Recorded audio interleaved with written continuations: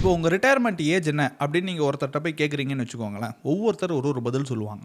இப்போ நீங்கள் போய் கவர்மெண்ட் எம்ப்ளாயிட்ட கேட்குறீங்கன்னா அவங்க ஒன்று சொல்லுவாங்க. இதே ஒரு ஐடியில் ஒர்க் பண்ணுறவங்கள்ட்ட கேட்டிங்கன்னா அவங்க ஒன்று சொல்லுவாங்க. இப்போ மிலிட்ரி பர்சன்ட்ட போய் கேட்குறீங்கன்னா அவங்க ஒன்று சொல்லுவாங்க. இல்லை கிரிக்கெட்டர்கிட்ட போய் கேட்குறீங்கன்னு வச்சுக்கோங்களேன், அவங்க ஒன்று சொல்லுவாங்க. ஸோ ஒவ்வொருத்தரும் அவங்களோட ரிட்டையர்மெண்ட் ஏஜ் மாறிட்டே இருக்கும். ஆனால் ஒரு விஷயம் நான் உங்களுக்கு சொல்லட்டுமா, இந்த ரிட்டையர்மெண்ட் ஏஜ்ன்றது உங்கள் ப்ரொஃபஷனை பேஸ் பண்ணி ஃபிக்ஸடான விஷயம்லாம் கிடையாது. நீங்கள் எப்போ நினைக்கிறீங்களோ அப்போ நீங்கள் ரிட்டையர்மெண்ட் ஆகலாம். ஸோ இந்த வீடியோவில் நான் உங்களுக்கு உங்கள் ரிட்டையர்மெண்ட் கார்பஸை எப்படி கால்குலேட் பண்ணணும், அதுக்கு நீங்கள் மாதம் எவ்வளோ எஸ்ஐபி போடலாம் அப்படின்றத டீட்டெயிலாக நான் பேசுகிறேன். ஸோ அதுக்கு நான் எக்ஸாம்பிள் என்னையே எடுத்துக்கிறேன். இப்போ எனக்கு 26 வயசு.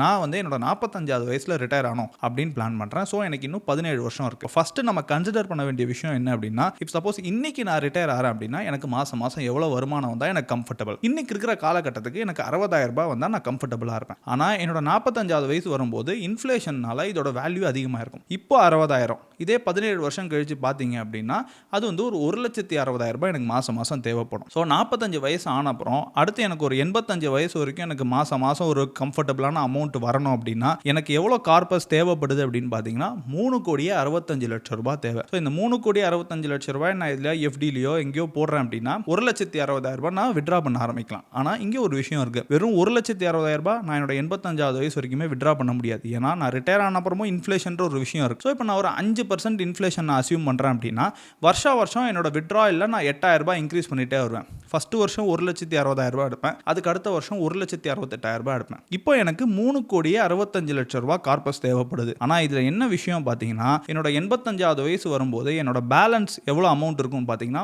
1,70,70,000 ரூபாய் தான் இருக்கும். சப்போஸ் நான் 85 வயசுக்கு மேலே இருந்தேன் அப்படின்னா இந்த பணம் எனக்கு பத்தாது. அப்போ எனக்கு 3,65,00,000 ரூபாய் பத்தாது. எனக்கு 4 கோடி ரூபாய் வேணும். 4 கோடி ரூபாய் இருந்துச்சு அப்படின்னா எனக்கு அமௌண்ட் எண்டில் எவ்வளோ இருக்கும் அப்படின்னு பார்த்தீங்கன்னா கிட்டத்தட்ட 7 கோடி ரூபாய் கிட்ட இருக்கும். இந்த கான்செப்ட் எப்படி ஒர்க் ஆகுதுன்னு நான் உங்களுக்கு சொல்கிறேன். இப்போ 4 கோடி ரூபாய் உங்கள் கையில் இருக்குது. அது ஒரு 8% ரிட்டர்ன் தரக்கூடிய ஒரு இன்வெஸ்ட்மெண்ட் ப்ராடக்ட் நீங்கள் போடுறீங்க அப்படின்னா நீங்கள் 32 லட்சம் ரூபாய் வருஷம் எடுக்கலாம்.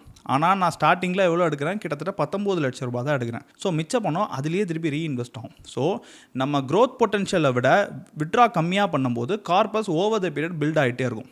ஸோ இந்த மாதிரி நான் பண்ணுறதுனால என்ன ஆகும் அப்படின்னா என்னோட 85வது வயசில் என் கிட்டத்தட்ட 7 கோடி ரூபாய் என்கிட்ட கார்பஸ் இருக்கும். இந்த பணத்தை நான் என்ன பண்ணுவேன், என்னோட நெக்ஸ்ட் ஜென்ரேஷனுக்கு நான் ட்ரான்ஸ்ஃபர் பண்ணுவேன். ஓகே, இப்போ எனக்கு 4 கோடி ரூபாய் வேணுன்றதை நான் கண்டுபிடிச்சிட்டேன் என்னோட 45வது வயசுக்கு. இப்போ இந்த 4 கோடி ரூபாய் வேணும்னா நான் எவ்வளோ எஸ்ஐபி போடணும்? ஒரு 12% ரிட்டர்ன் அசம்ஷனில் நான் மாதம் ஒரு 58,000 ரூபாய் போட்டேன் அப்படின்னா இன்னொரு 17 வருஷத்தில் இந்த கார்பஸை என்னால் பில்ட் பண்ண முடியும்.